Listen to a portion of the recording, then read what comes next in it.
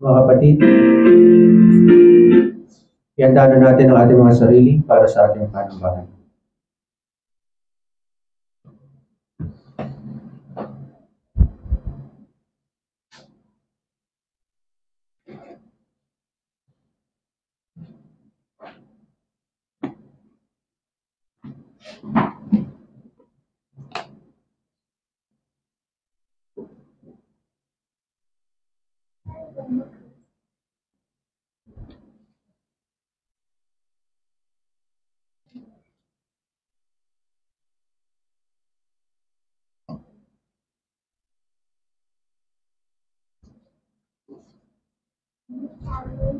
Manalangin tayo ng tahimik sa Panginoon.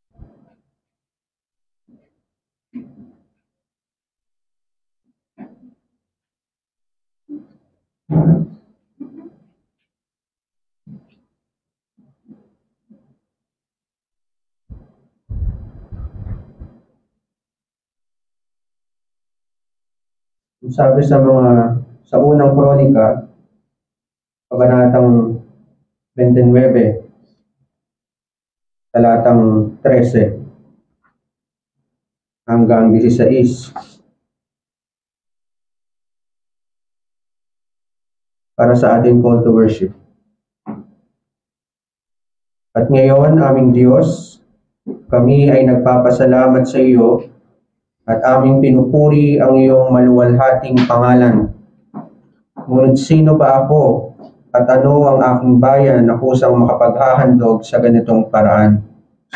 Sapagkat ang lahat ng bagay ay nagmumula sa iyo at ang sa iyo ang aming ibinibigay sa iyo. Sapagkat kami ay mga dayuhan at mandalakbay sa harap mo, gaya ng lahat ng aming mga ninuno. Ang aming mga araw sa lupa ay gaya ng anino at hindi magtatagal. O Panginoon naming Diyos, lahat ng kasaganaang ito na aming inihanda upang ipagtayo ka ng bahay na ukol sa iyong banal na pangalan ay nagmumula sa iyong kamay at lahat ay sa iyo lamang. Mga minamahal sa ating Panginoong Kristo, ang ating saklolo ay nasa pangalan ni Jehovah na siyang may lalang ng langit at ng lupa. Ang biyaya, kahabagan at kapayapaan ng Diyos Ama at ni Kristo Jesus na ating Panginoon, kasama ng pagkilos at pakikisama ng Espiritu Santo ay sumainawang lahat. Amen.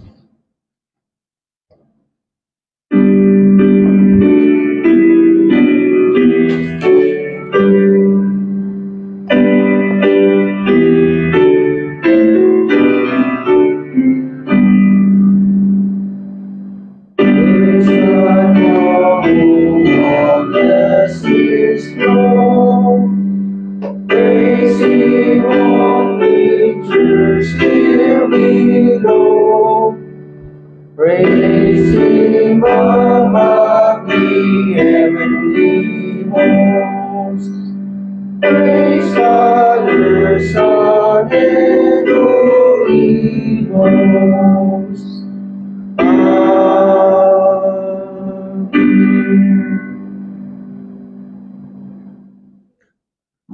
Psalter 320, Thankfulness and Triumphant Joy. Ito ay versification ng Psalm 118. Ang aawitin natin ay ang lahat ng stanza ng Psalter 320.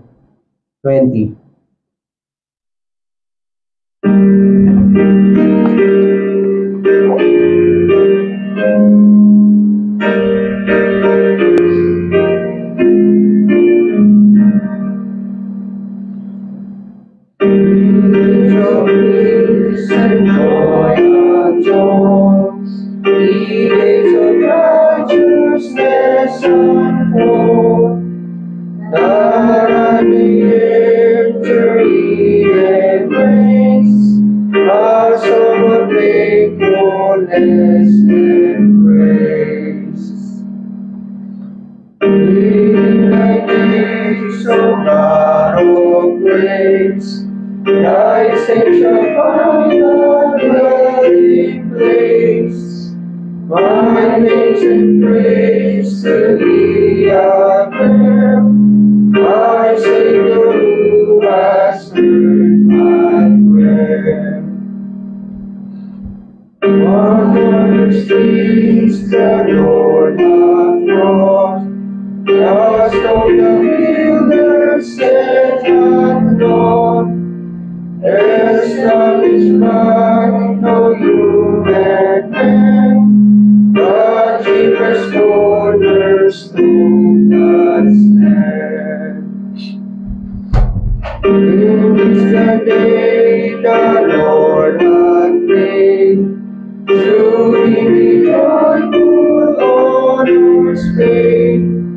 Let us unto salvation sing, honors and God prosperity.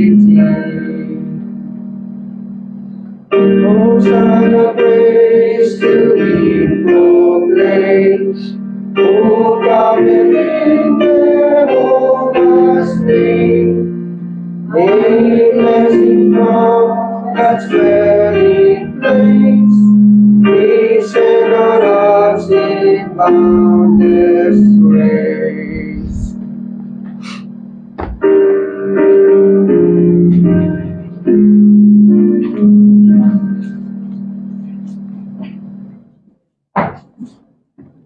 Bago tayo sa pagbabasa ng banal na kautusan ng Panginoon sa Exodo 20.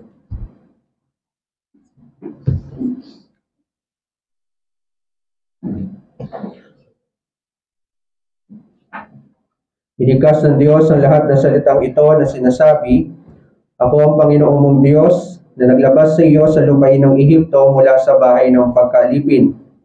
Unang utos, huwag kang magkakaroon ng ibang mga Diyos sa harap ko. Pangalawa, huwag kang gagawa para sa iyong sarili ng inukit na larawan o na anumang kawangis na anumang nasa langit sa itaas o na nasa lupa sa ibaba o na nasa sa tubig sa ilalim ng lupa. Huwag mo silang yuyukuran o paglingkuran man sila, sapagkat akong Panginoong mong Diyos ay Diyos na mapanigupuin, na aking pinarurusahan ng mga anak dahil sa kasamaan ng mga magulang hanggang sa ikatlo at ikaapat na salinlahi ng mga napopood sa akin. Ngunit may nagpapakitaan ko ng wagas na pag-ibig, ang libo-libong umiibig sa akin at tumutupad ng aking mga utos. Pangatlo, huwag mong babanggitin ang pangalan ng Panginoong mong Diyos sa walang kabuluhan, sapagkat hindi po walang sala ng Panginoon ang sino mang gumagamit ng kanyang pangalan sa walang kabuluhan. Kaapat, alalahanin mo ang araw ng Sabat upang ingatan itong banal. 6 na araw kang gagawa at iyong gagawin ang lahat ng iyong gawain. Ngunit ang ikapitong araw ay Sabat sa Panginoong mong Diyos. Sa araw na ito ay huwag kang gagawa ng anumang gawain, ikaw o ang iyong anak na lalaki, ang iyong anak na babae, ang iyong aliping lalaki, ang iyong aliping babae, ang iyong mga baka, ang dayuhang nasa loob ng iyong mga pintuan. Sapagkat sa loob ng 6 na araw ay ginawa ng Panginoon ang langit at lupa, ang dagat at lahat ng naroroon. At nagpahinga sa 7 araw. Kaya't binasbasan ng Panginoon ang araw ng Sabat at ginawa itong banal. 5, galang mo ang iyong ama at ang iyong ina upang iyong mga araw ay humaba sa lupaing ibinibigay sa iyo ng Panginoong mong Diyos. 6, huwag kang papatay. 7, huwag kang mangangalunya. 8, huwag kang magnanakaw. 9, huwag kang magiging sinungaling na saksi laban sa iyong kapwa. 10, huwag mong iimbutin ang bahay ng iyong kapwa. Huwag mong iimbutin ang asawa ng iyong kapwa, o ang kanyang aliping lalaki, o ang kanyang aliping babae, o ang kanyang baka, o ang kanyang asno, o anumang bagay ng iyong kapwa. Ito ay buod na ibinigay sa atin ng Panginoong Kristo sa Mateo 22. Ang talata ay 36 na mayroong biyasa sa kautusan na nagtanong sa ating Panginoong Kristo, Guro, alin ba ang dakilang utos sa kautusan? At sinabi sa kanya, ibigin mo ang Panginoon mong Diyos ng buong puso mo, ng buong kaluluwa mo at ng buong pag-iisip mo. Ito ang dakila at unang utos, at ang pangalawa ay katulad nito, ibigin mo ang iyong kapwa na gaya ng iyong sarili. Sa dalawang utos na ito, nakasalik ang buong kautusan at ang mga propeta. Bilang tugon sa mga kautusan ng Panginoon, awitin natin ang Psalter 89. Psalter 89, ang awitin lamang natin ay yung stanzas 1 and 3. Psalter 89, stanzas 1 and 3, the secret of a happy life. Versification ng Psalm 34.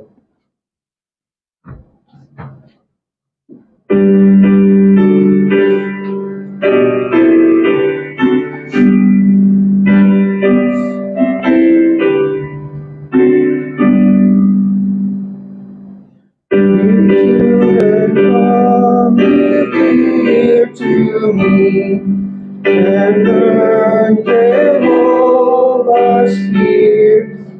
He who would love and not believe, let me my counsel hear. Restrain thy lips from speaking God, from wicked speech depart, from evil turn and do the good, seek peace with all thy heart. Jehovah's eyes are on the just, he hearkens to their cry. Against the wicked sets his face, their very name shall die.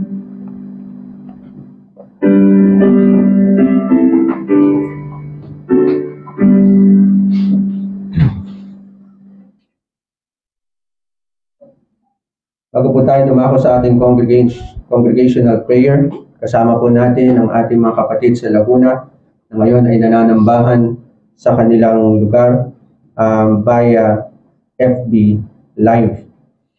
At mamaya po ay merong pagpapatuloy ng ating Bible study sa Canons of Dordrecht. Ay pagpapatuloy natin ay yung talakayan sa Article 2 ng Head 1 ng Canons of Dordrecht. And then mamaya alas 4 ay merong katekismo ang mga senior. Mag-aaralan nila yung introductory lesson sa Heidelberg Catechism. Mamaya po alas 4 ay inaanyayahan ang inyong mga anak sa kanilang senior class. And nagpapasalamat tayo sa Panginoon dahil ang ating pastor ay nagkaroon na ng lisensya sa pagkakasal, at kung loloobin ng Panginoon ay magamit ito ng naaayon sa kalooban ng Panginoon. Ang mandato lang ng batas at ng ating iglesia, ang kanyang ikakasal lamang ay ang mga confessing member ng ating iglesia.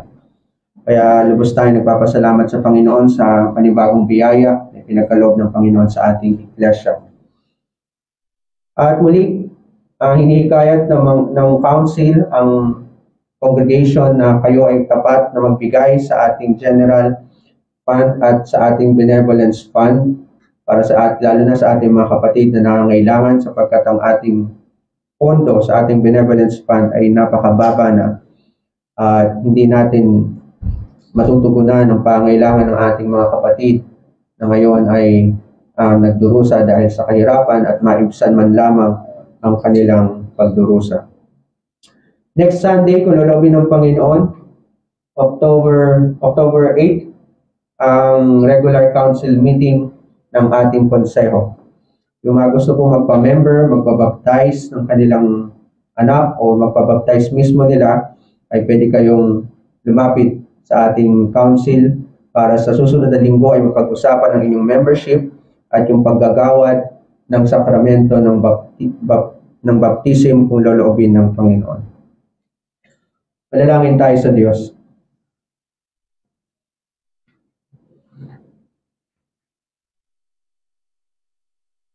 O makapangyarihan naming Diyos at banal, kataas-taasan naming Panginoon, Ikaw na hari ng mga hari at Diyos ng mga Diyos, Ikaw na Panginoon ng mga Panginoon.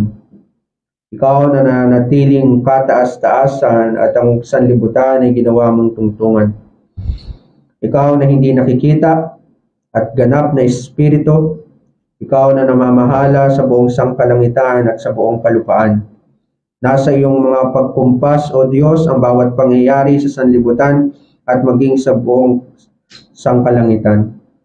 Nasa iyo pong paggawad ng otoridad ang paghayo ng mga anghel at na maging ng mga mangangaral sa apat na sulok ng sanlibutan. At sa inyo rin pong paggagawad ng otoridad ay namamahala kayo sa inyong pong iglesia at binibigyan sila ng kapangyarihan ng pangangaral, kapangyarihan ng disiplina at kapangyarihan ng paggagawad ng inyong pong habag.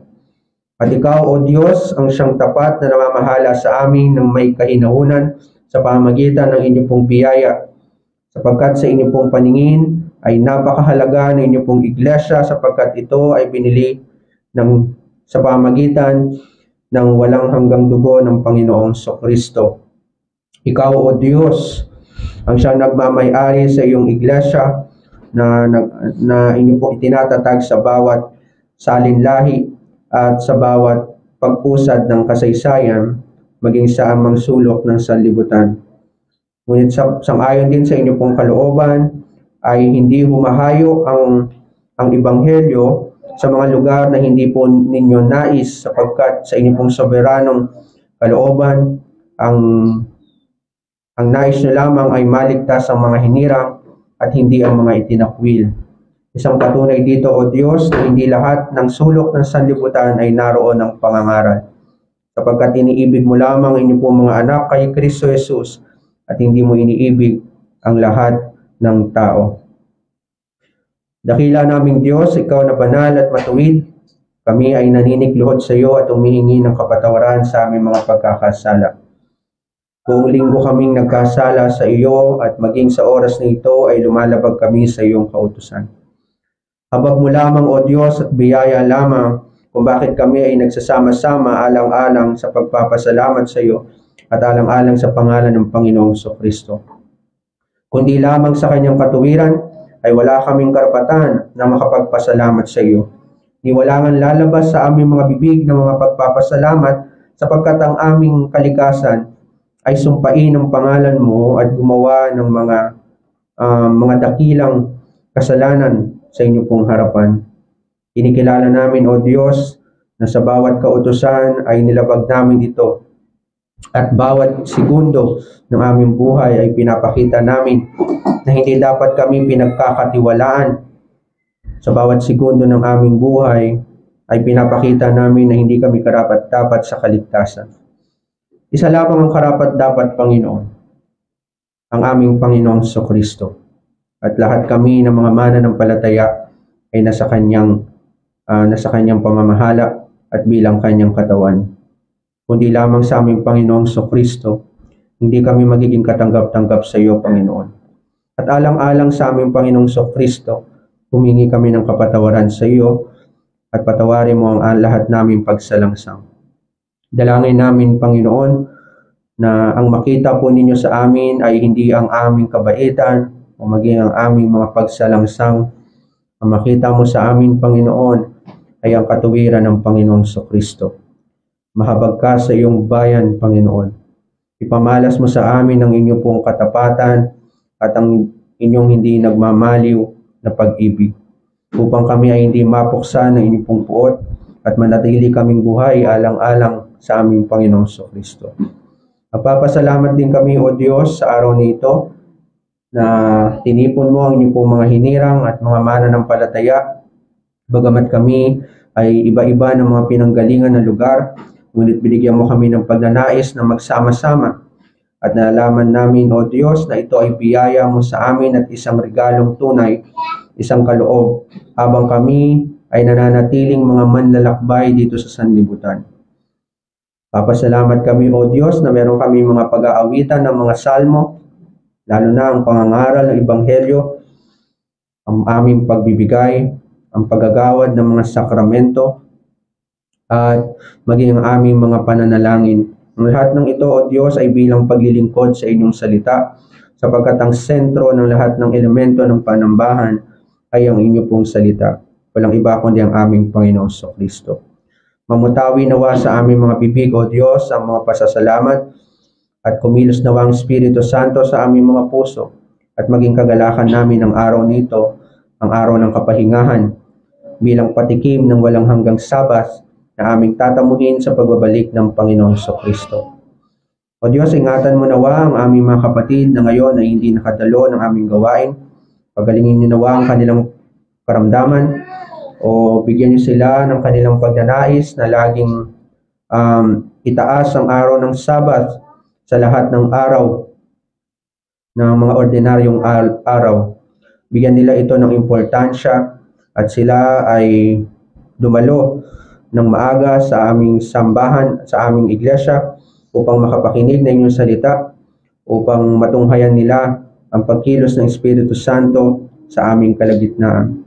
At gayon din, O Diyos, nabigyan mo sila ng pagnanais na sa bawat araw ng linggo ay dumako sila sa bahay panalanginan. Ngunit ingatan mo rin, O Diyos, ang aming mga kapatid na ngayon ay nasa daan ng pagkakasala. Dalhin mo nawa sila sa pagsisisi at ibalik mo nawa sila sa aming fellowship. At dalangin din namin, Panginoon, ang aming gawain sa Laguna. Kalugdan mo nawa, O Diyos, ang kanilang pagpupuri. Magkaloob ka nawa sa kanila ng mga kaluluwa na isa sa kanilang pananampalataya, at gayon din ng mga kalalakihan na kwalipikado upang maging office bearer. At dalangin din namin, O Diyos, ang aming gawain dito sa Bulacan, habang pinapatatag mo kami sa pananampalataya at sa iba pang mga gawain sa aming iglesia. Dalangin namin na ang aming fellowship bilang magkakapatid ay mag-manifest sa aming kalagitnaan, na ito ay makita ng mga hindi mananampalataya at maging ng mga mananampalataya, at maging kagalakan ito ng mga puso ng mga umaasa sa iyo. At dalangin namin, O Diyos, na ang aming fellowship ay hindi sa anumang paraan, hindi sa anumang basihan, kundi sa inyo lamang pong katotohanan. Sapat na ito, O Diyos, upang magkaroon kami ng kasigla, ng sigla na makapag-fellowship sa isa't isa. At gayon din, O Diyos, patatagin mo kami sa aming mga doktrina, sa aming Reformed faith at tradition. Nawa, O Diyos, mahalin namin ito, gaya ng pagmamahal namin sa aming sarili, sapagkat ang pagmamahal sa inyo pong katotohanan ay pagkakilala sa iyo. At kilalanin namin ang aming Reformed faith at tradition ay katotohanan nagmula lamang sa otoridad ng Biblia. Pagpalain nawa, O Diyos, ang aming mga kabataan na ngayon ay nagpaplano ng kanilang kasal. Pagpalain niyo ang aming mga kalalakihan na naghahanap ng kanilang kabiyak. Ngayon din ang aming mga kababaihan na naghahanap din ng kanilang kabiyak. At gayon din ang aming mga magulang, ang aming mga anak, aming mga asawang lalaki at asawang babae. At gayon din ang aming mga kababaihan na ngayon ay nagdadalang tao. Palakasin mo ang kanilang mga bisig at ang kanilang mga balakang sa pagkatawag na ito. At gayon din ang aming mga nanay na araw-araw na nagsisikap na masunod ang inyong pong kalooban, alang-alang sa inyong pong pagkatawag sa kanila. Kaya din bigyan mo ng kalakasan ng bisig ang aming mga tatay sa kanilang pagtatrabaho. Ang lahat ng ito, O Diyos, ay dinadalangin namin bilang pakiusap sa iyo at bilang nagpapasailalim kami sa iyong kalooban. Sa tanging pangalan ni Jesus. Amen.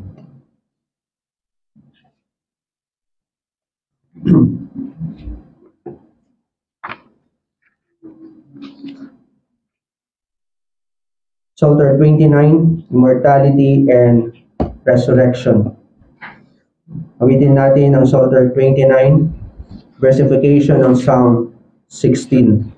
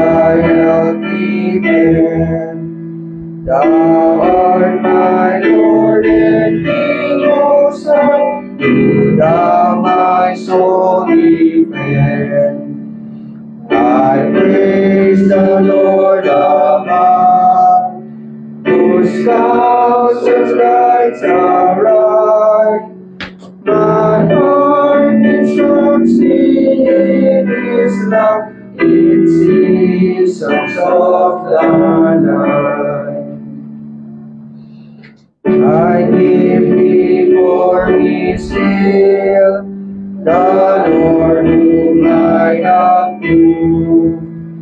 At my right hand be God's strong will, and I shall not be moved.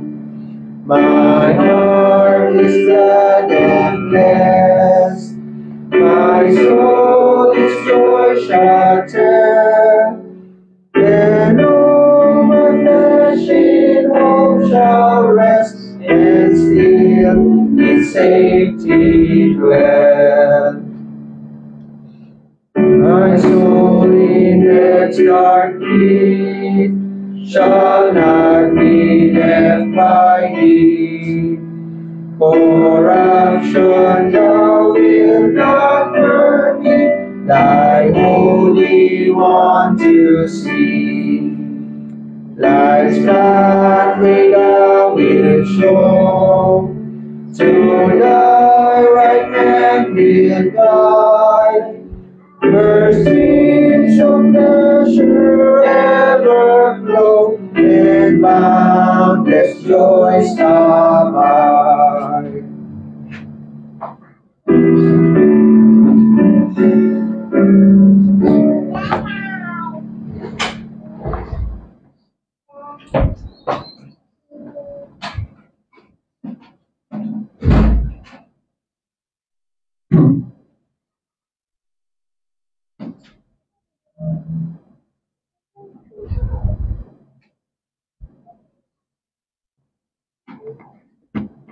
Dumako tayo sa pagbabasa ng banal na kasulatan sa Luke chapter 18. Luke chapter 18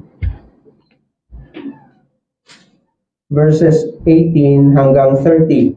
Lalo na yung verse 30 ang pagtutuunan natin ng pansin bilang basis at foundation ng Heidelberg Catechism, Law State 22, question and answer 58, at ng iba pang mula pa sa ibang sitas ng Biblia. Luke chapter 18 verses 18 hanggang 30. Ito ay patungkol sa isang mayamang lalaki.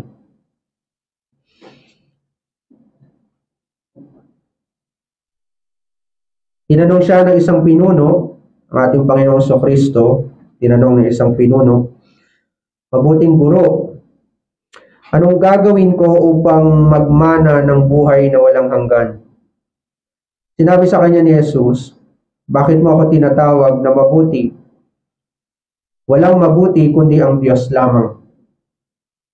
Nalalaman mo ang mga utos, huwag kang mga lunya, huwag kang pumatay, huwag kang magnakaw, huwag kang tumayong saksi sa kasinungalingan, Igalang mo ang iyong ama at ina.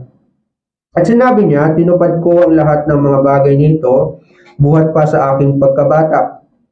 Nang marinig ito ni Jesus, sinabi niya sa kanya, isang bagay pa ang kulang sa iyo. Ano mang meron ka, ipagbili mo, ipamahagi mo sa mga dukha, at magkakaroon ka ng kayamanan sa langit. At pumarito ka, sumunod ka sa akin. Subalit nang marinig niya ang mga bagay nito, siya'y nalungkot, sapagkat siya'y napakayaman. Tumingin sa kanya si Jesus at sinabi, napakahirap sa mga may kayamanan ang pumasok sa kaharian ng Diyos. Sapagkat madali pa sa isang kamelyo ang pumasok sa butas ng isang karayom, kaysa sa isang taong mayaman na pumasok sa kaharian ng langit, kaharian ng Diyos. At sinabi ng mga nakarinig nito, sino kaya ang maliligtas? Subalit sinabi niya, ang mga bagay na hindi magagawa ng mga tao ay magagawa ng Diyos. Sinabi ni Pedro, tingnan mo, iniwan namin ang aming mga tahanan at sumunod sa iyo. At sinabi niya sa kanila, katotohanan sinasabi ko sa inyo, walang sino man na nag-iwan ng bahay o asawang babae o mga kapatid o mga magulang o mga anak dahil sa kaharian ng Diyos, na di tatanggap ng lalong higit pa sa panahong ito at sa panahong darating ng buhay na walang hanggan. Pagpalain nawa ang pagkabasa ng salita ng Panginoon at narito ang pagtuturo ng Heidelberg Catechism, Lord's Day 22, yung pangalawang tanong, yung question and answer 58. Ano ang kapanatagan na makukuha mo sa artikulong buhay na walang hanggan? Sagot, nayamang nararanasan ko sa aking puso ang pasimula ng walang hanggang kagalakan. Matapos ang buhay na ito, mamanahin ko ang ganap na kaligtasan na hindi nakita ng mata at hindi narinig ng tainga at hindi pumasok sa puso ng tao upang purihin ang Diyos magpakilan man. Napakalaking usapin para sa tao ang buhay na walang hanggan. Napakalaking usapin, lalo na dun sa mayamang lalaki sa kabataan na ito na nagtanong sa ating Panginoong Kristo. Sapagkat inaakala niya siguro nakilala niya na talaga ang Diyos. Kaya sinaway siya ng Panginoon, walang sino mang mabuti kundi ang Panginoon. Hindi sinasabi ng Panginoon na siya ay hindi mabuti. Ang sinasabi ng Panginoong Kristo, nung sinabi mo na ako ay mabuting guro, mali ang pagkakilala mo sa akin. Mali rin ang pagkakilala mo sa Diyos. Kaya ang mga binanggit ng Panginoong Kristo sa mayamang lalaki ay yung mga kautusan na patungkol sa tao na hindi niya kilala ang Diyos. Meron siyang maling idea, meron siyang maling pananaw patungkol sa Diyos na inaakala niya na ang kanyang kayamanan ay magdadala sa kanya sa langit, na ang inaakala niya ang kanyang sariling katuwiran ay magdadala sa kanya sa langit. Ngunit sinaway siya ng Panginoon. Meron pang kulang, sabi niya. Hindi mo pa naisusuko ang lahat ng sa iyo. Minamahal mo pa ang mga bagay sa sanlibutan at minamahal mo ang sanlibutan mismo.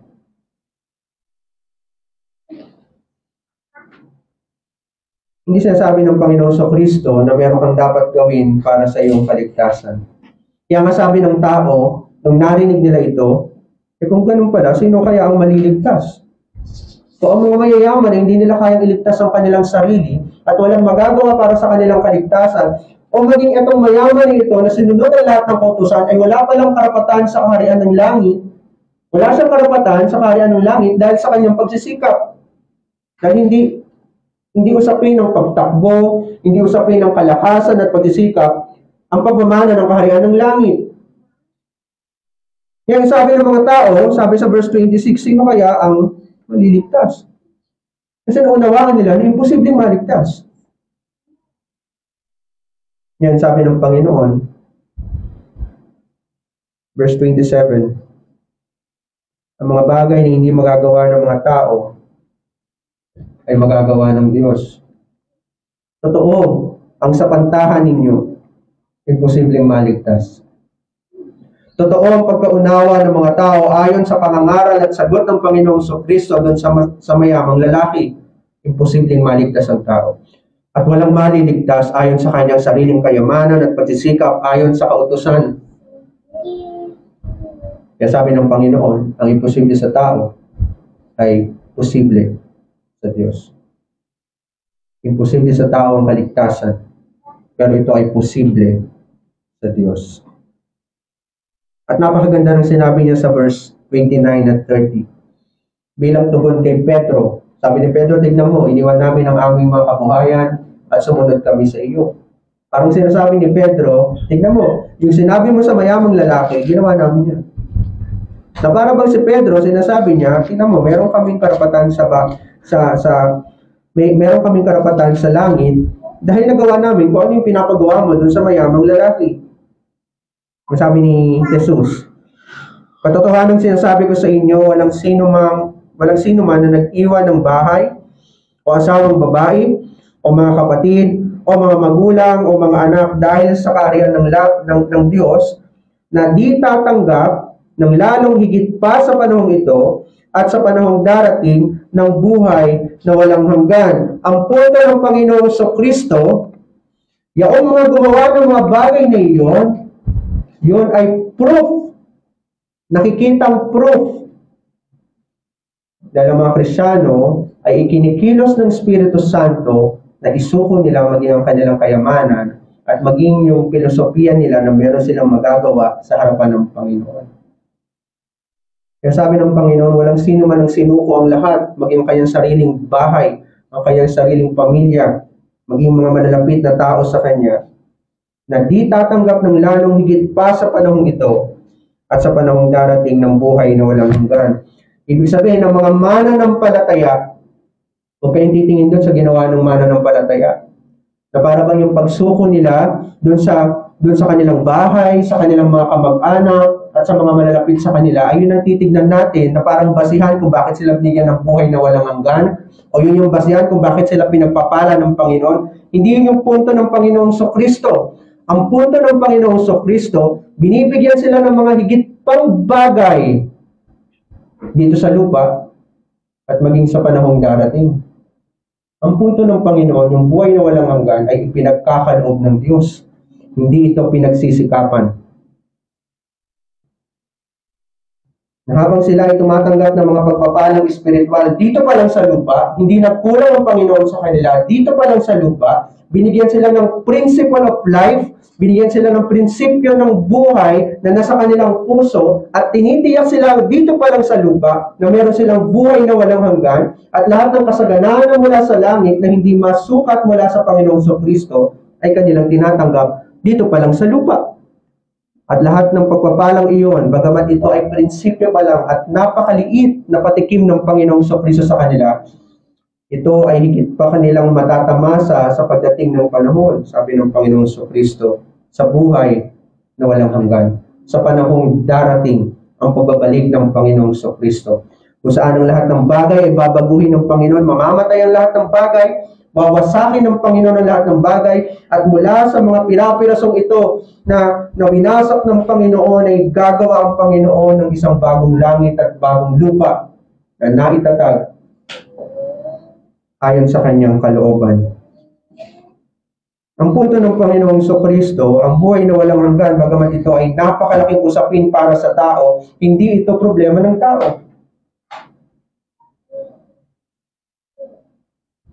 Ito ay nasa kamay ng Diyos. Kung ano imposible sa tao, ito ay posible sa Diyos. At yun din ang punto ng ating katekismo. Ang punto ng ating katekismo, ikaw ay meron ng buhay na walang hanggan ngayon pa lang. Kapag naririnig mo ang artikulo ng buhay na walang hanggan, ano yung nakukuha mong kapanatagan? Sabi sa question and answer.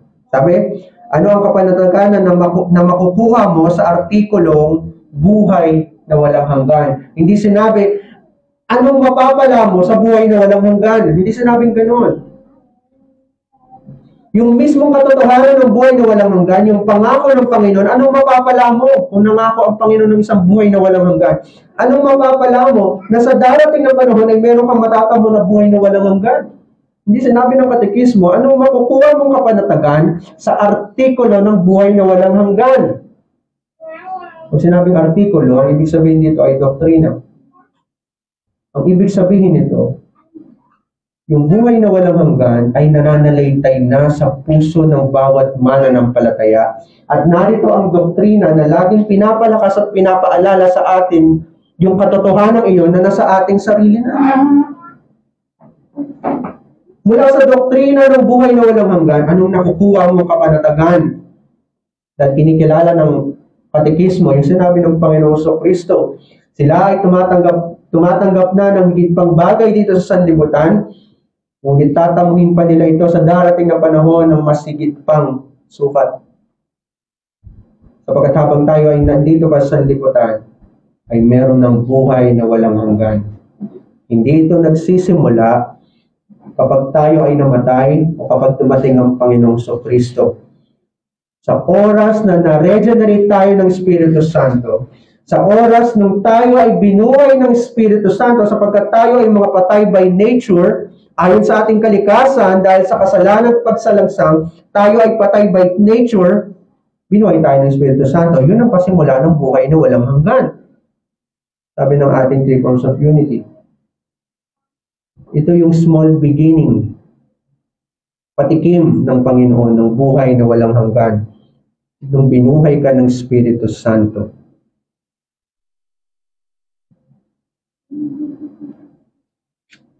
At mula dun sa katotohanan na iyon na tayo ay meron ng buhay na walang hanggan, ang sabi ng katekismo, anong nakukuha mong kapanatagan kapag laging ipinapaalala sa iyo ang artikulo ng buhay na walang hanggan? Anong nakukuha mong comfort kapag lagi mong naririnig ang ebanghelyo ng buhay na walang hanggan? Ang tema natin sa umagang ito, ang artikulo ng buhay na walang hanggan. Una, nakapagpapanatag na katotohanan o comforting truth. Pangalawa, hindi malubos na katotohanan o incomprehensible truth. At pangatlo, ang katapos-tapusan nito o yung end o yung goal nito. Ang artikulo ng buhay na walang hanggan o yung article of life everlasting, nakapagpapanatag na katotohanan, hindi malubos na katotohanan, ang katapos-tapusan nito. Ang bawat kapanatagan ng Kristiyano ay laging merong nilalaman, lagi itong merong content. Kaya nga sinaway ng Panginoong Kristo yung mayamang lalaki. Isa lang ang mabuti, ang Diyos lamang ang mabuti. Kung tinatawag mo ako mabuting guro at mali ang pagkakilala mo sa akin at hindi mo ako kinikilala bilang kapahayaran na nag-iisang Diyos, mali ang pagkakilala mo sa Diyos ngayon. Dahil imposible mo makilala yung Diyos na tinuturing mong Diyos, mali bang makilala mo muna ako sapagkat ako ang kapahayagan na nag-iisa at hindi nakikitang Diyos. Kaya sabi ng Panginoong Kristo, isa lamang ang mabuti. Ano ba yung content ng faith mo? Ano ba yung nilalaman ng faith mo? Dahil ang bawat kapanatagan, dahil ang tanong ng mayaman, paano ako magmamana ng buhay na walang hanggan? Paano ako magmamana ng kaharian ng Diyos? Humihingi siya ng kapanatagan. Humihingi siya ng kapayapaan sa puso niya, Panginoon, mabuting guro, paano ako makakakuha ng kapanatagan sa buhay na ito? Dahil ang bawat kapanatagan ng mananampalataya, ito ay merong content. Meron itong nilalaman. Hindi ito parang isang bagay na naririnig lang natin at hindi ito itinatanim ng Panginoong Kristo sa ating mga puso na parang ang ating pananampalataya ay walang laman. Ang ating kapanatagan, nung sinabi, kapayapaan ibinibigay ko sa inyo at ang kapayapaan ito ay hindi kayang ibigay ng sanlibutan, hindi katulad ng kapayapaan ibinibigay ng sanlibutan. Ang ibig sabihin nito, merong nilalaman ng kapayapaan. Meron lagi itong tinitignan na katotohanan. At ang kapayapaang iyon, ng kapanatagang ito ay laging nakatingin kay Kristo. Bagamat ang mayamang lalaki ay nakatingin sa ating Panginoong Kristo habang nakikipag-usap, ngunit hindi niya kilala ang Panginoon. Mali ang pagkakilala niya sa Panginoong Kristo. Yung pamantayan niya ng mabuti ay hindi pamantayan ng Diyos. Kung sinabi niyang mabuting guro, anong ibig sabihin mo ng mabuti? Anong pamantayan mo ng pagiging mabuting guro? Anong pamantayan mo sa salitang mabuti? Maraming nag-aangking Kristiyano ngayon, Kristyanong iglesia, sinasabi nila, God is good, ang Diyos ay mabuti, pero sarili nilang pamantayan lang. Bagamat kilala nila at sinasambit lagi nila ang pangalang Kristo, pero hindi nila kilala si Kristo. Ang tingin nila kay Kristo ay isang manlilimos na nagmamakaawa sa kanila para iligtas sila, at kapag wala silang ginawa, ay hindi sila maliligtas. O di naman kaya ang tingin nila kay Kristo ay nakadepende sa kanila, bagamat si Kristo ang nagligtas sa kanila, soberano ang Panginoon sa pagliligtas sa kanila, alang-alang lamang sa kapangyarihan ng biyaya ng Panginoon iniligtas sila, pero sa usapin ng karanasan ng tipan at sa usapin ng kaligtasan, ang Panginoong Kristo ay naghihintay sa kanilang tugon. Kapag nanampalataya ka at nagsisi ka, saka ka pagpapalain ng Panginoon. Kapag nagsisi ka ng kasalanan mo, ay saka ka papatawarin ng Panginoong Kristo.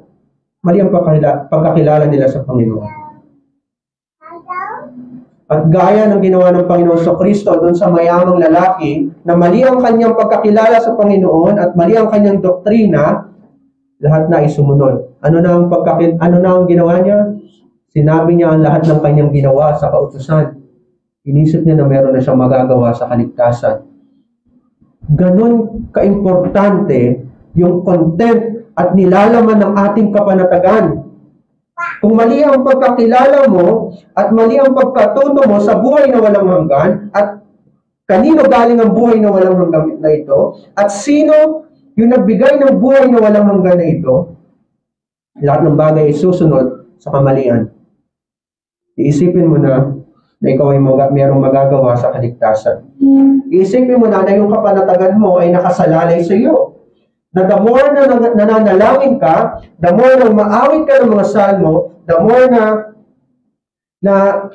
nililit mo ang pamilya mo sa katuwiran, the more na kayo ay nagpa-family worship, the more na nararanasan mo ang Panginoon. Para bang pagpapala ng Panginoon ay pag-ganon-ganon. Hindi siya consistent. Pag susunod ka, mas mataas ang pagpapala ng Panginoon. Pag di ka sumusunod, bumababa ng bumababa. Ganun ba ang Panginoon? Ganun ba ang pagkakilala natin sa Diyos? Na the more na nananalangin ka, the more na ginagawa mo ang kautusan ng Panginoon, ay mas lalong tumatatag ang kapanatagan mo. Oo nga, Kristyano ako. At bahagi ako ng pamilya at sambahayan ng Diyos. Paano mo nasabi yun? Kasi ginagawa ko ang mga ito at mas lalong tumataas yung antas ng enthusiasm ko at pananabik ko sa Diyos at mas lalo kong nararanasan ang kapayapaan ng Diyos. Sasabihin sa inyo ng Panginoong Kristo, hindi mo ba alam na isa lang ang mabuti? Ang Diyos lamang? Ibig sabihin ng Panginoon, maging yung good works mo, hindi mo ba alam?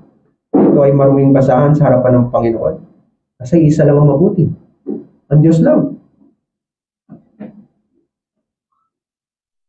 Kahit kailan ay dapat hindi mo iniisip na ikaw ay mabuti at sapat sa harapan ng Panginoon.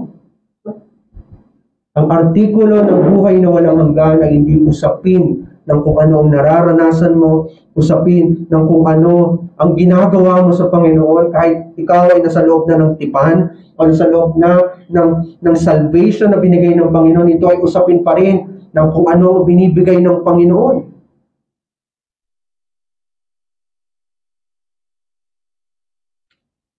Kaya ang bawat kapanatagan ng Kristiyano ay laging merong content o nilalaman. Hindi dapat ito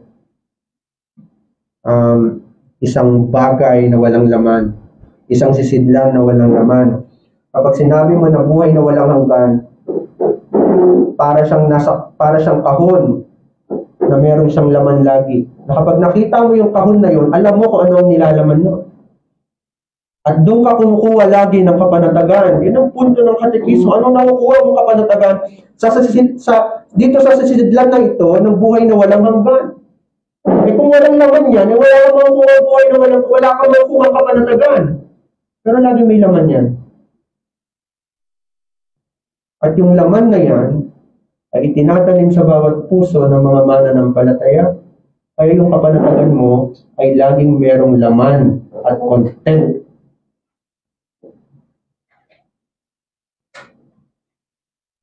At ang batayan ng bawat kapanatagan ng mananampalataya ay ang salita ng Diyos.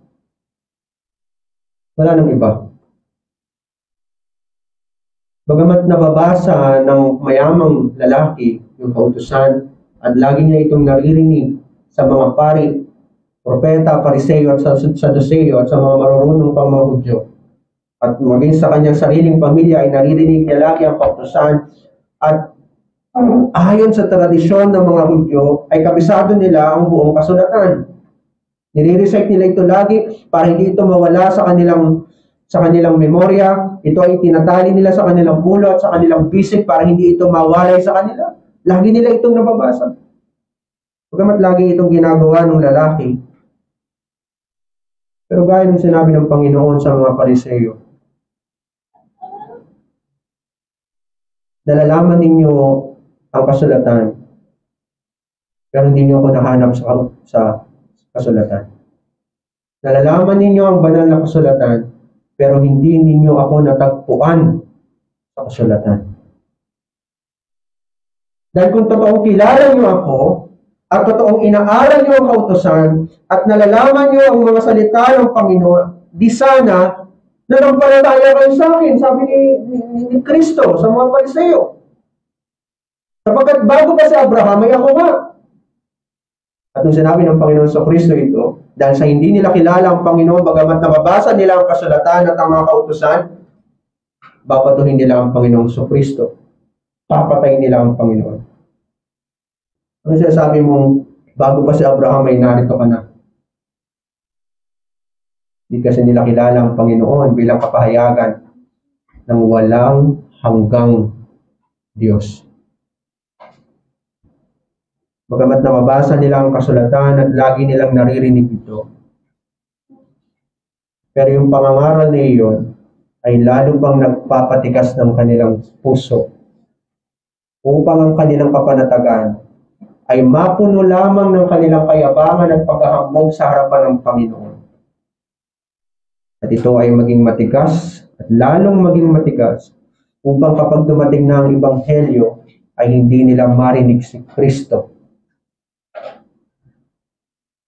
Ang batayan ng bawat kapanatagan ay ang salita ng Diyos. Ito lang ang ating pinagkukunang yaman ng kapanatagan. Paano ka nakakatiyak na ikaw ay ligtas? Paano ka nakakatiyak na ikaw nga ay bahagi ng Panginoong Kristo? Dahil yun ang sinabi ng kasulatan. Sabi ng kasulatan, ang Panginoong Kristo ang ulo at ako ang kanyang katawan, kasama ng aking mga kapatid sa pananampalataya. Paano ka nakakatiyak na ikaw nga ay merong katuwiran? Dahil si Kristo ay namatay sa krus ng Kalbaryo. Nakita mo ba si Kristo na namatay sa krus ng Kalbaryo? Ang pananampalataya ay hindi usapin ng mga bagay na nakikita. Ito ay usapin ng mga bagay na hindi nakikita. Ako ay sumasampalataya ng Panginoong Kristo na namatay sa krus ng Kalbaryo. Siya ang nagdusa para sa akin, sapagkat yun ang sinasabi ng kasulatan. Hindi dahil sa ako ay nananalangin, hindi dahil sa ako ay humingi ng tawad o nananampalataya sa Panginoon kaya ako merong kapanatagan. Na para bang haharap ka sa Panginoon, bakit kita papasukin sa aking kaharian? Panginoon, kasi nanampalataya ako at nagsisi ako ng kasalanan. Isasagot sa iyo ng Diyos, hindi mo ba alam na ang Diyos lamang ang mabuti? Bakit mo inaharap sa akin ang mga bagay na yan? Hindi ba't ako lang ang mabuti?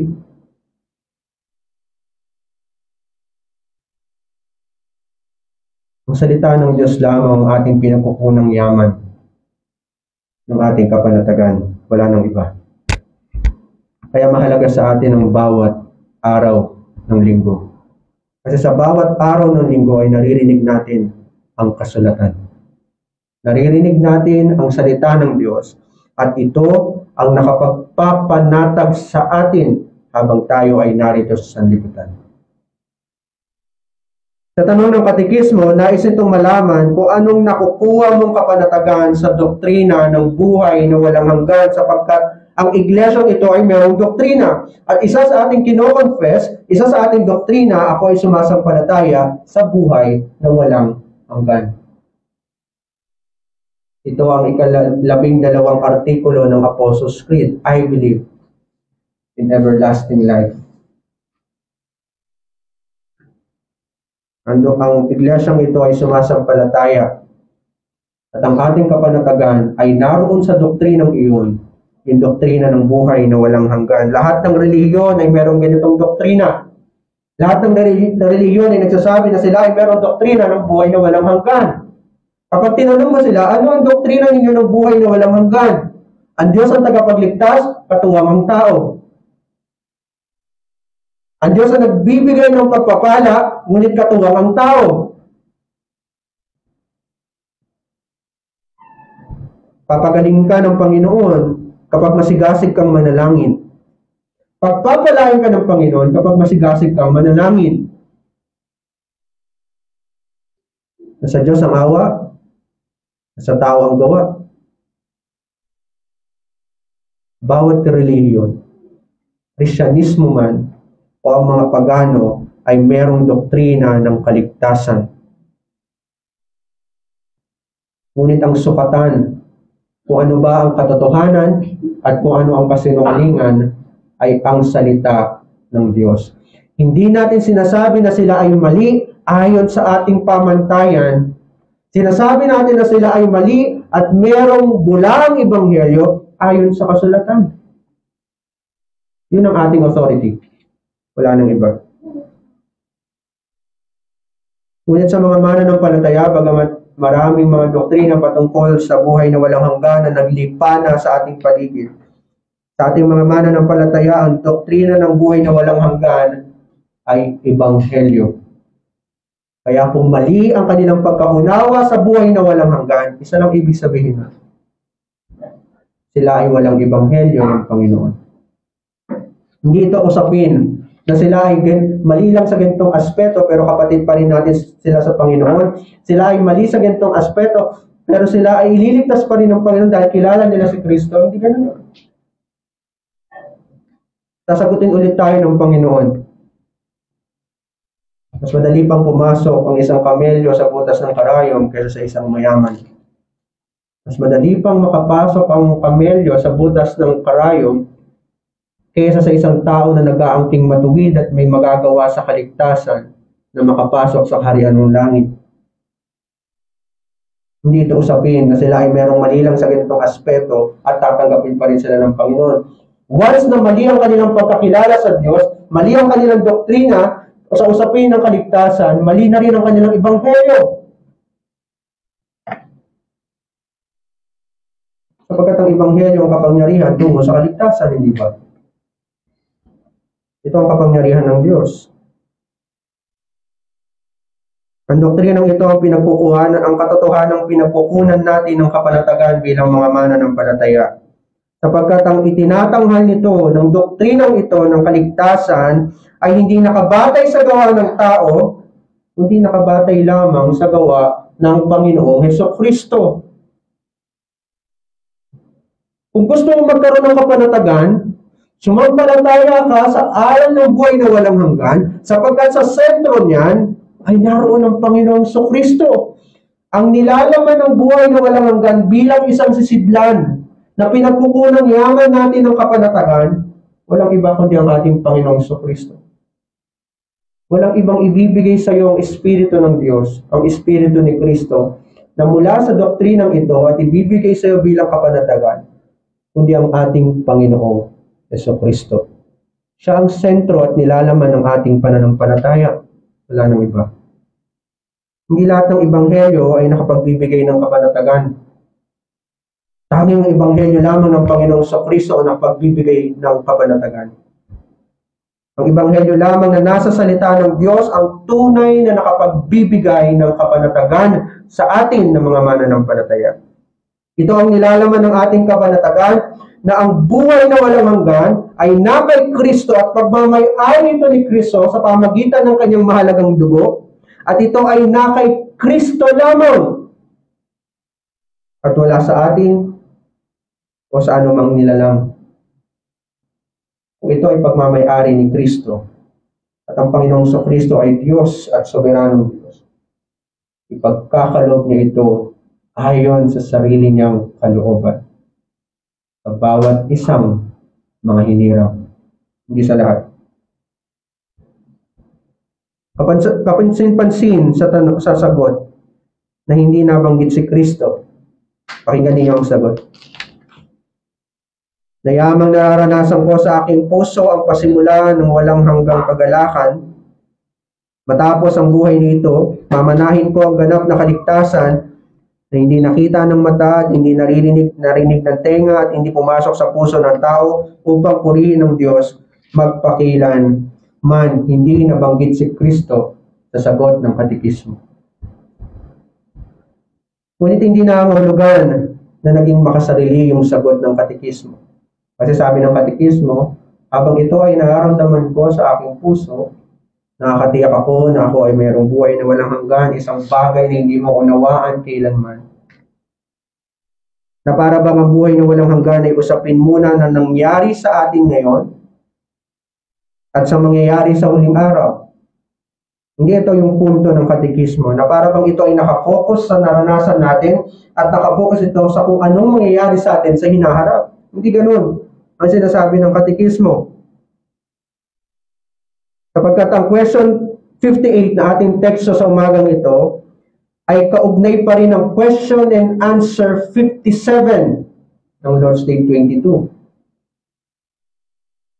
Na patungkol sa buhay, sa muling pagkabuhay ng katawan sa pagbabalik ni Kristo.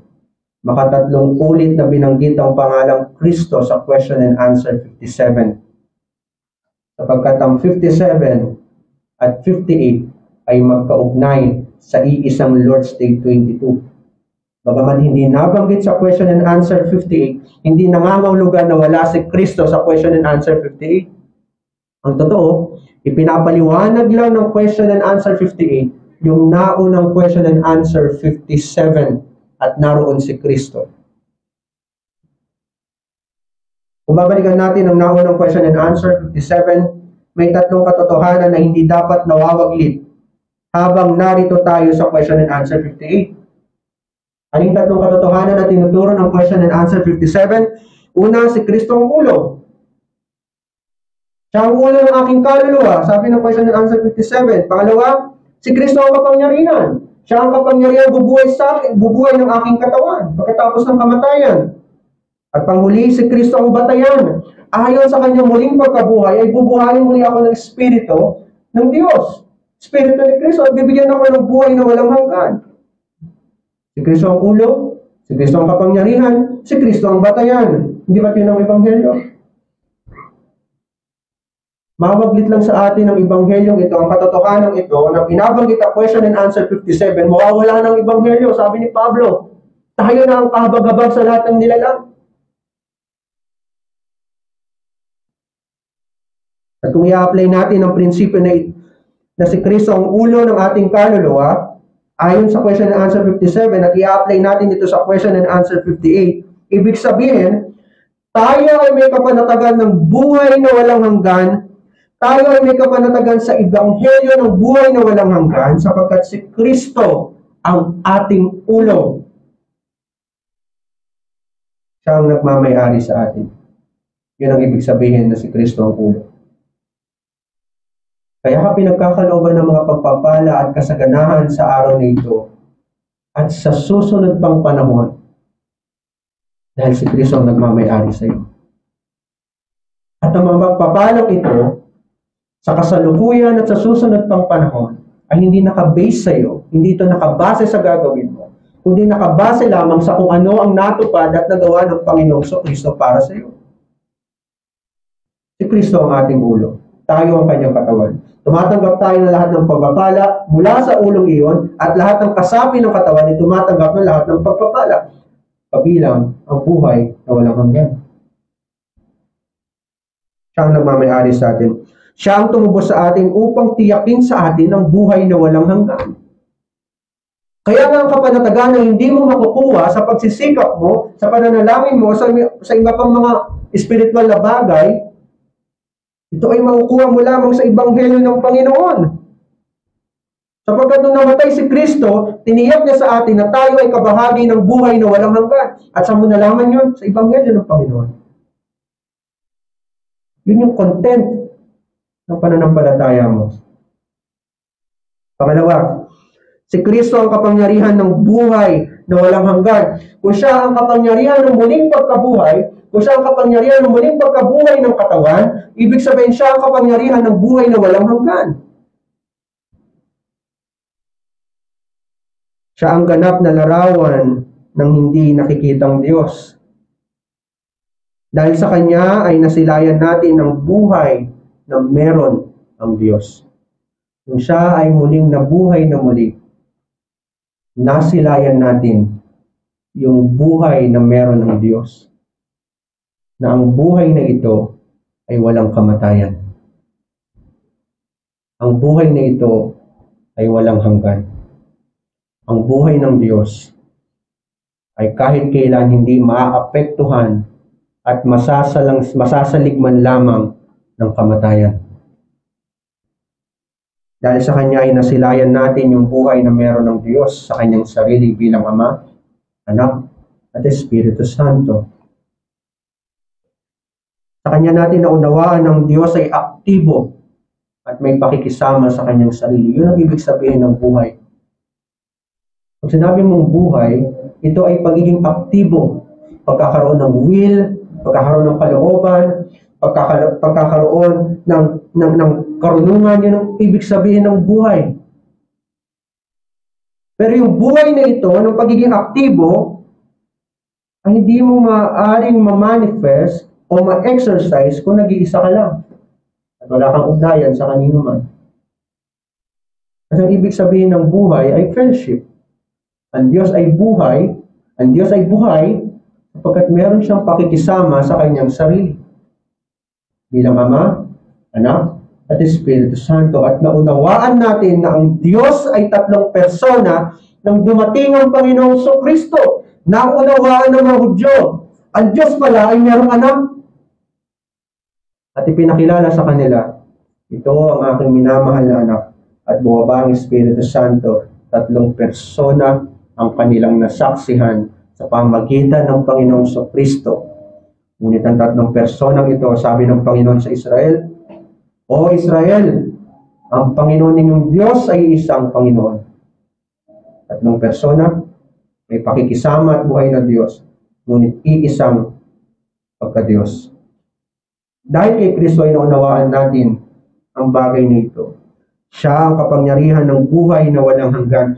Siya mismo yung buhay. Sa Kanya nagmumula ang buhay.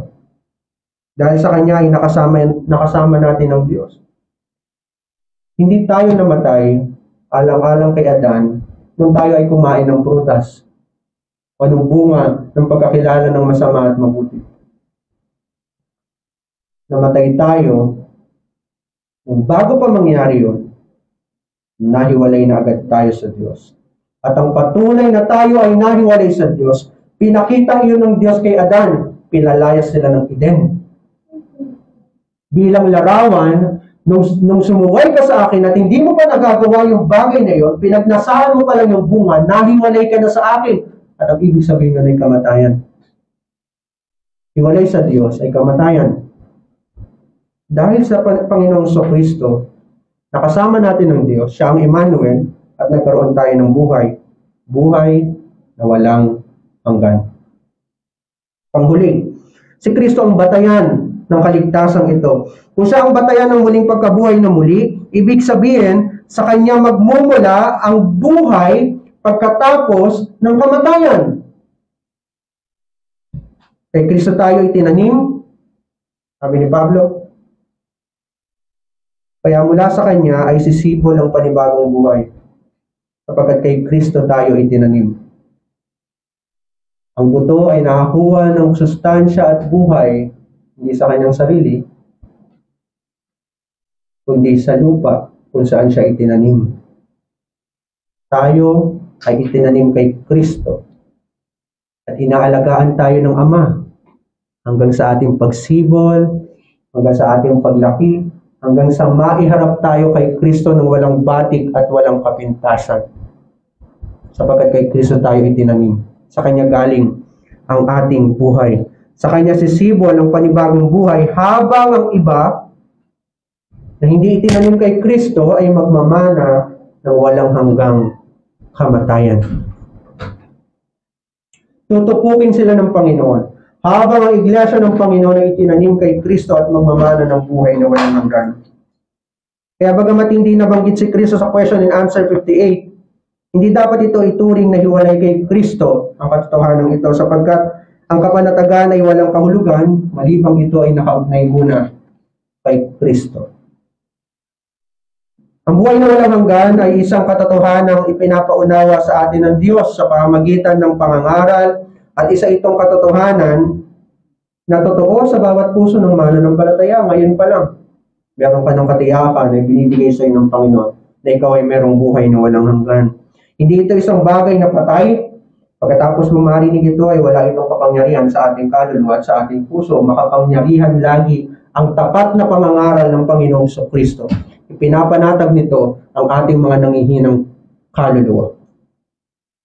Makapangyarihan ang doktrinang ito sapagkat ito ang ebanghelyo ng Panginoon. Mula sa ebanghelyo ito ay may kapanatagan tayo. Salita lamang ng Diyos, ang batayan ng kapanatagan. Yung tinig lamang ng ating mabuting pastol ang nagbibigay sa atin ng gabay at kapanatagan. Dahil wala tayong ibang kinikilalang tinig maliban sa pastol na iyon. Bagamat tayo ay nasa daan ng pagkalikaw, once na narinig natin ang ebanghelyo ng Panginoon, aakayin tayo ng Panginoon sa kanyang sarili. Dadalhin tayo sa daan ng pagsisisi at pagsunod sa Kanya. Dahil ikaw ay sa Kanya. Yung tinig na yun ay ebanghelyo para sa atin at nakapagbibigay sa atin ng kapanatagan. Yun ang batayan ng ating ebanghelyo. At sa pamamagitan ng pagkilos ng Espiritu ni Kristo, tinitiyak sa atin ng Diyos na ang ebanghelyong ito ang parehong nagpapanatag sa atin, ang parehong nagbibigay sa atin ng kapanatagan, na tayo ay kabahagi ng lahat ng ginawa ni Kristo para sa kanyang iglesia tungo sa buhay na walang hanggan. Sa pamamagitan ng pagkilos ng Espiritu Santo. At ang Espiritu Santong iyan na ibinigay sa ating Panginoong Kristo nung siya ay nagtagumpay, ibinuhos sa kanyang iglesia at ang tawag dito ay Espiritu ni Kristo. Mismong si Kristo ang nananahan sa bawat puso ng mga mananampalataya. Nakita ninyo ang galaw ng Panginoon? Mula sa pagtatanim, mula sa pagkalinga at pag-aalaga, ay naroon ng Diyos. Ama, Anak, Espiritu Santo. At kung sinabi ng katekismo na matapos ang buhay nito, sabi ng katekismo, matapos ang buhay nito, ay magmamana ako ng buhay na walang hanggan. Ibig sabihin ng ebanghelyong ito ay patungkol sa kabilang buhay.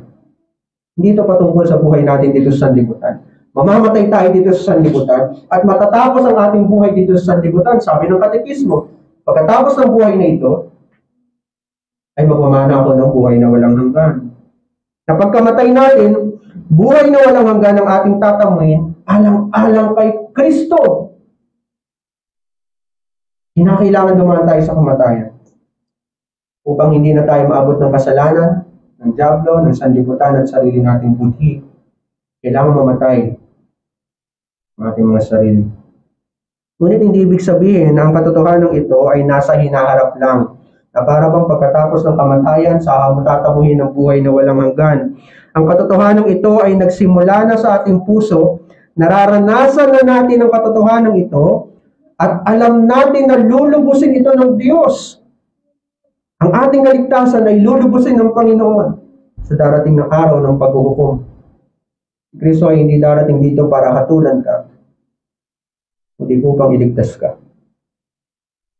Binigyan tayo ng katiyakan ng Espiritu Santo na tayo may buhay na walang hanggan na, at ang buhay na ito ay naghihintay na lamang ng kaganapan ng ating kaligtasan upang tunay ngang makasama na natin ng Diyos kay Kristo Jesus. Yun ang buhay na walang hanggan, ang makasama ang Diyos. Yun ang ibig sabihin ng langit, ang bagong langit at bagong lupa, ang makasama ang Diyos. Hindi ito patungkol sa mga daanang gluntian, daanang ginto, at sa mga nag-aawit ang mga bulaklak. Ito ay patungkol sa pagsasama ng Diyos at ng kanyang bayan. Ibig sabihin, ang buhay na walang hanggan ay hindi ibig sabihin na yung matagal mong pag-iral o mahabang buhay. Hindi yun ang ibig sabihin ng buhay na walang hanggan. Ang buhay na walang hanggan ay pagkakilala sa Diyos at pagkakaroon ng tipan sa Kanya, ang pakikisama sa Diyos. Hindi ito usapin ng mahabang buhay. Hindi ito bilangan ng buhay. Hindi ito bilangan ng araw at ng panahon. Kapag hindi mo masusukat ng Diyos, hindi mo siya malilimitahan sa oras. Ibig sabihin ng buhay na walang hanggan ay nangangahulugan ng isang mainit na ugnayan ng Diyos sa kanyang bayan. Kaya sila ngayon ay magmamana ng buhay na nagmumula kay Kristo. Isang buhay na hindi matatagpuan dito sa lupa o maging sa hardin ng Eden. Kahit sa estado na hindi pa tayo nagkakasala sa Panginoon, na hindi pa tayo nahuhulog sa kasalanan sa pamamagitan ni Adan, hindi alam ni Adan kung anong ibig sabihin ng buhay na walang hanggan. Marami nagsasabi kung sa Adan daw ay hindi nagkasala, malamang tayo ay nasa Eden pa lang, ay nasa Eden pa rin at hindi tayo nagtatamo ng kamatayan. Totoo yun. Pero nasaan si Kristo? Hindi alam ni Adan na si Kristo ay patay at muling nabuhay at babalik para sa kanya. Kung gano'n ang buhay na walang hanggan, napakamasalimuot nating mga nilalang.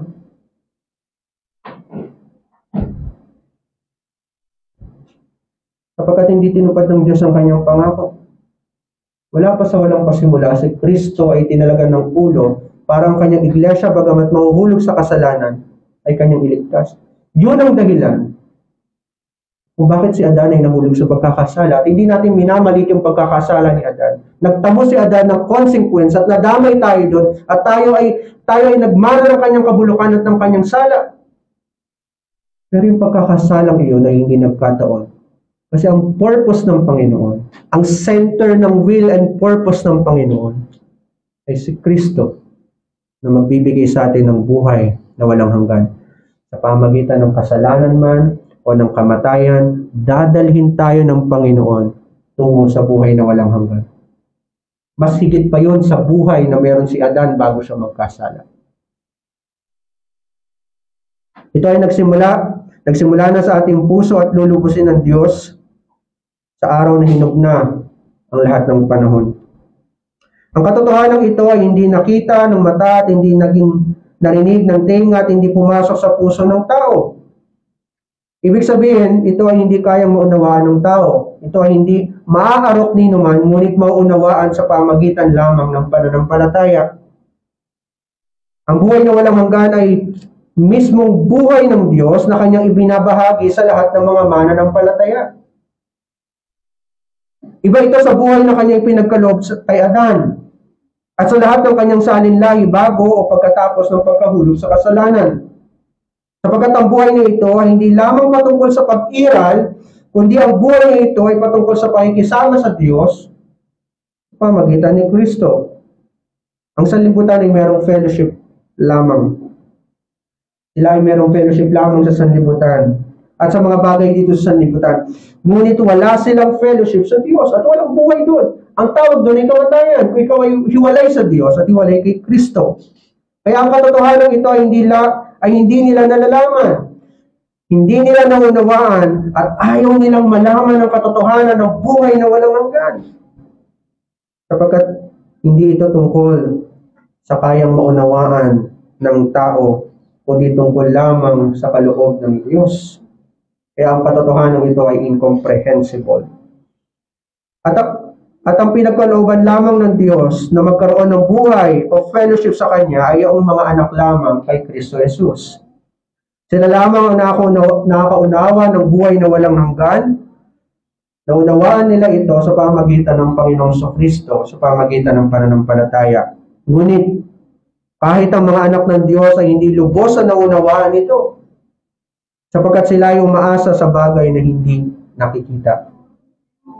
Sa pamagitan ng pananampalataya, may pag-asa sila na sila ay may buhay na walang hanggan, at ang katotohanan ito ay hindi nila lubos na mauunawaan kahit ang walang hanggan na hindi sapat upang maunawaan ng bayan ng Diyos kung paano sila ay pinili at nagkaroon ng buhay na walang hanggan at pakikisama sa Diyos.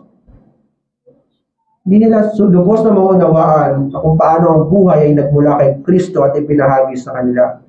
Si Kristo ang buhay. Siya ang Diyos na nakasama natin at makakasama natin sa buhay na walang hanggan. Ano ba ang purpose ng doktrinang ito na pinagkukunan natin ng kapanatagan? Hindi ito para muna sa kapakanan mo. Hindi para ito sa benefit mo muna. Kundi para muna sa kaluwalhatian ng Diyos. Ang dapat maluwalhati sa ebanghelyong ito ng buhay na walang hanggan ay ang Diyos. Ngunit hindi lamang ito para sa kanyang kaluwalhatian, mga minamahal. Kahit ang mismong karanasang ito, yung kapanatagan ng buhay na walang hanggan, ito may sa kasulukuyang karanasan mo bilang mananampalataya o sa hinaharap na kaganapan sa pagdating ng Panginoon. Ang buhay na walang hanggan ay niloob ng Diyos upang luwalhatiin ang kanyang pangalan. At ang pangalang ito ay ang pangalang Hesukristo. Ang Diyos ay kasama natin. Amen. Ama naming Diyos, salamat po sa inyo pong ebanghelyo sa amin ng buhay na walang hanggan. Nawa o Diyos, papagtibayin niyo ito sa aming puso sa pamagitan ng palagiang pangangaral ng inyong salita. Ito lamang po aming panalangin sa tayong pangalan ni Jesus. Amen. Pagkaloob tayo para sa ating General Fund at Mission Fund. General and Mission Fund.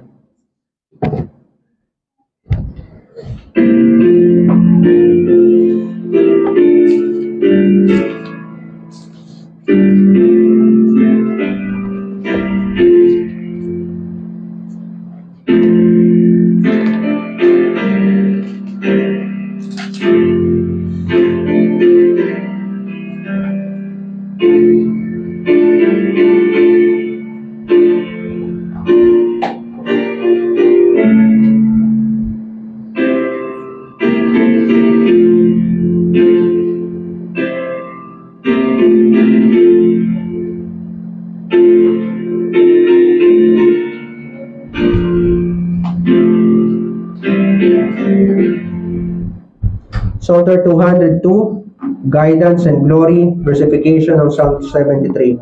Psalter 202, ang awitin lamang natin ay yung stanza 2. Stanza 2 ng Psalter 202.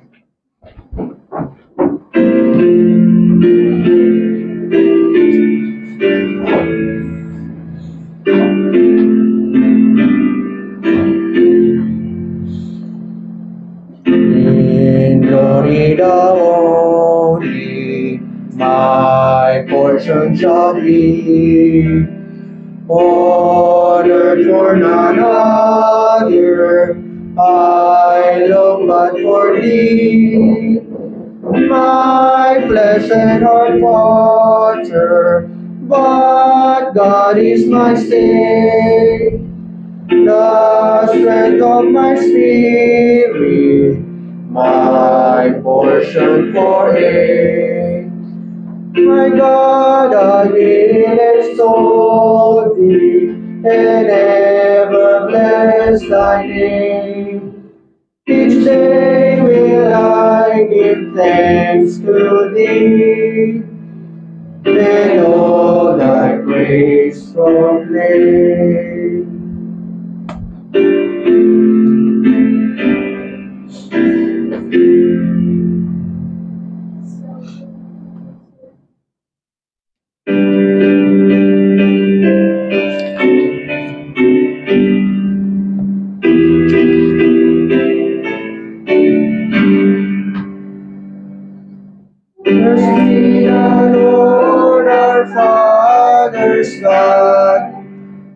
eternal King of Kings, who is omnipotent,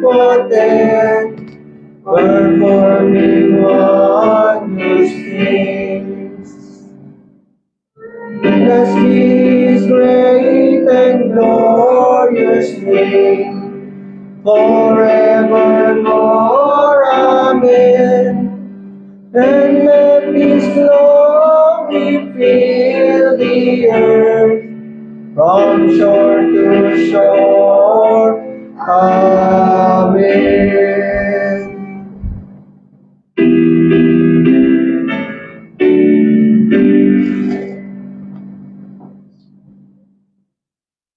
Mga minamahal, tanggapin ninyo ang basbas ng Panginoon.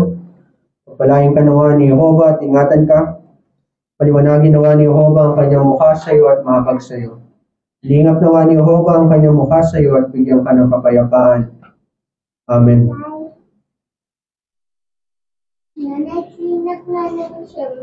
Happy Lord's Day po sa inyo lahat. Pagpalain kayo ng Panginoon. Ang ating second service ay 10:40. 10:40. Salamat po. Happy Lord's Day po. Diyan po sa Laguna. Pagpalain kayo ng Panginoon.